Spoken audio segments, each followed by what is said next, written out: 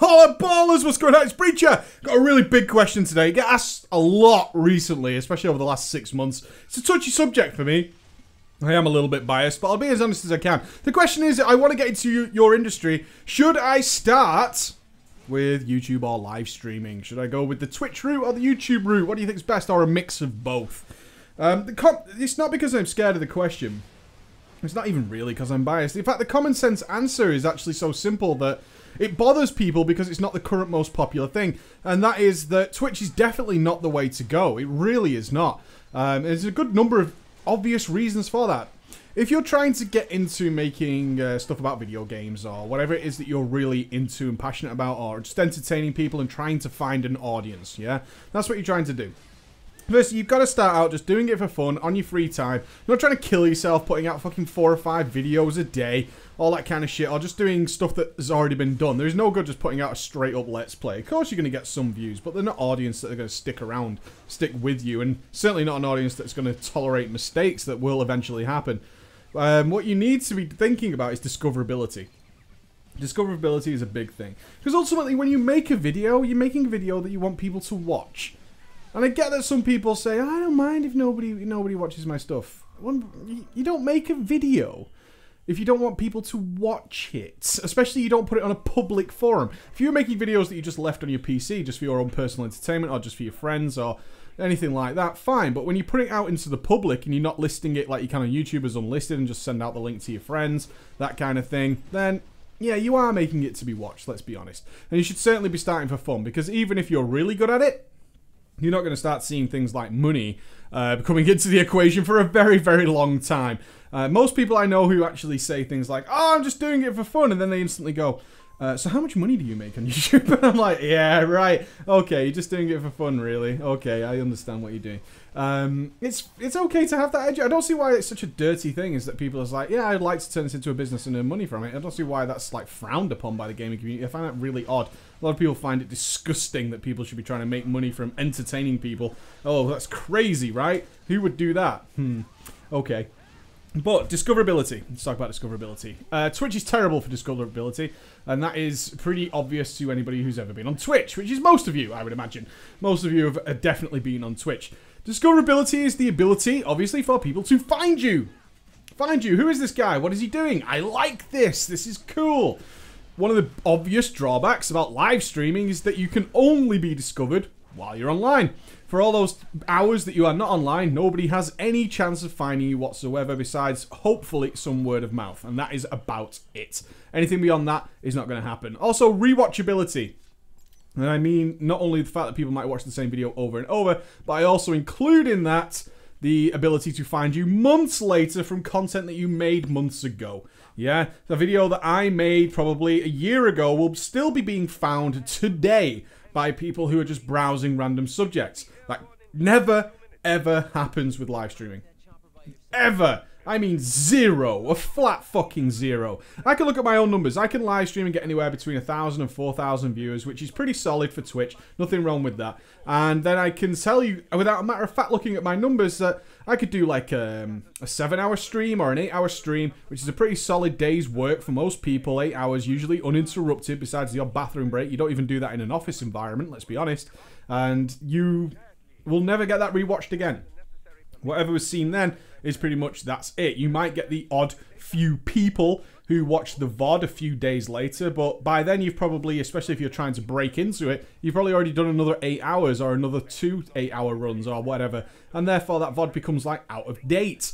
The only time I've ever really searched out VODs is when I was very into watching Idra, the StarCraft 2 streamer. I really enjoyed his streams. I thought they were pretty cool. And I would go through and watch some VODs and just leave them on in the background while I got on with other things. But that's about it. Very rare, and that was of course an already very popular streamer. If you're not popular and you're breaking into it, zero chance of being discovered unless you're online.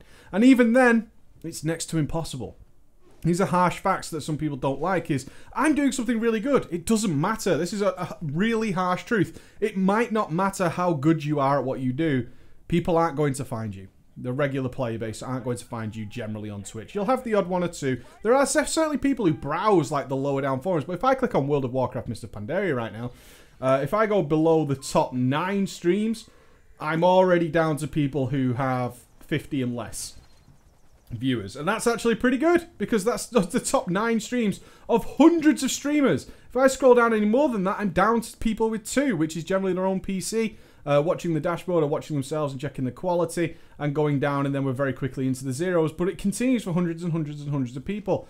What's making anybody click that? And then you have the gimmick stuff where people are, you know, pretending to be women. You've got to decide how you're going to grab people's attention. You're going to pretend to be a woman. You're going to start giving away stuff you can't afford. A lot of people do that. You see a lot of these streams with like 1 viewer. It's like, I'm giving away stuff. I'm giving away keyboards and all that kind of stuff.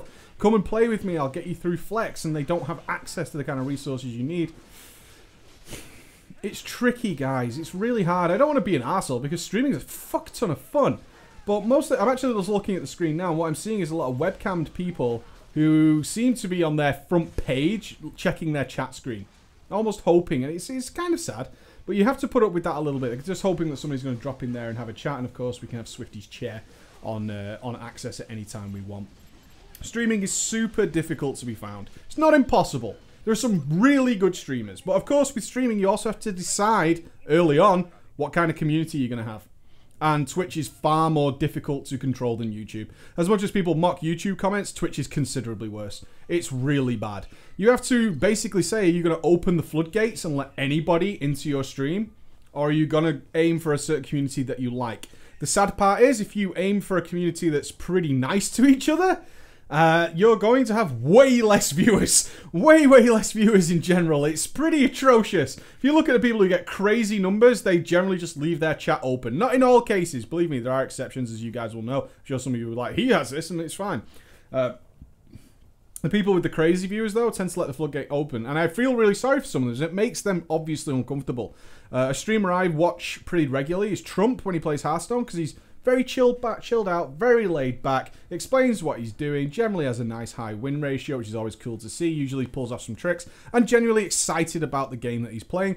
But if I open his chat window, I feel like I want to vomit. I really do. Because he's Chinese, the amount of racism in there is just unbelievable, especially if the guy loses a game. This guy's, you know, playing in tournaments, he's the top stuff, loses a game, it's unbelievable the reaction that audience gives him, and he's made the decision to leave those floodgates open. If he puts on subscriber only mode when it gets too much, because he becomes noticeably uncomfortable, then, you know, the numbers take quite a massive dip, which is really sad. They take quite a massive dip, and that's because those people are there to troll, or whatever it might be, and trolling you live, people get a really insane pleasure out of that, despite the fact that you might not care. If you've got a thick skin like mine, and you don't particularly care, then it's no problem. We have a ban and forget policy. I know it costs me viewers. I know it's cost me viewers. Ban and forget is the best way to be, though, because our Twitch stream, in general, is full of friends. And most people realise that after they join a Drama Friday. Our numbers have steadily increased for Drama Fridays. Is every time people join that, they generally have a nice time.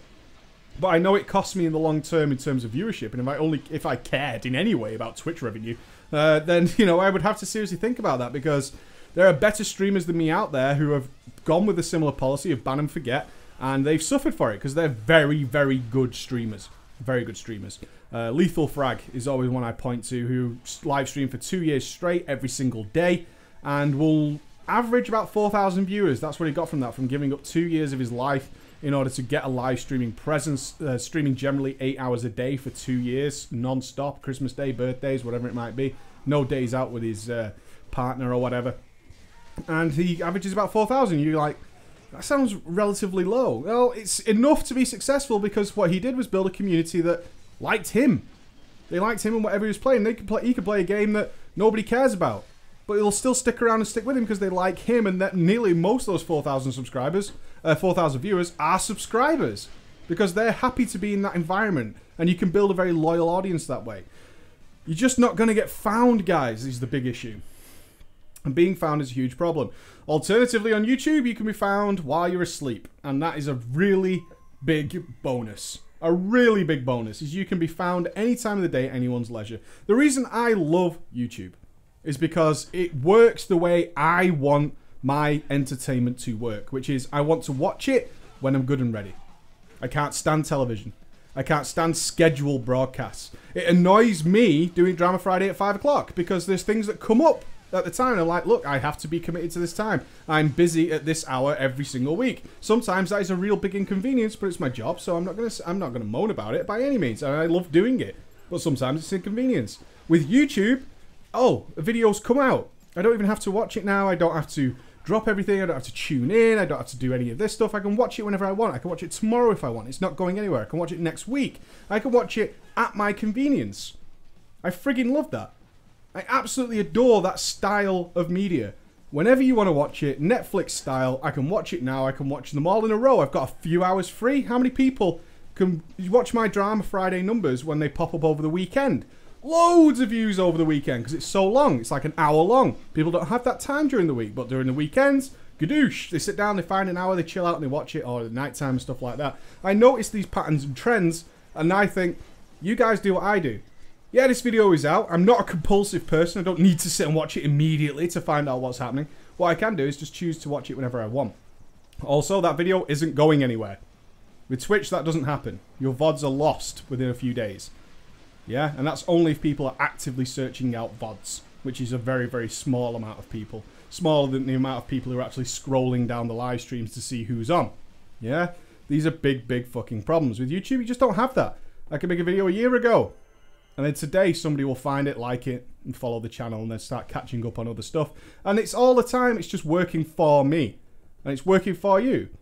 And I think it's the best way to get found, and then when you get some sort of audience, you can say, I'm live streaming. I put out a little video before the web show saying, we're live streaming now.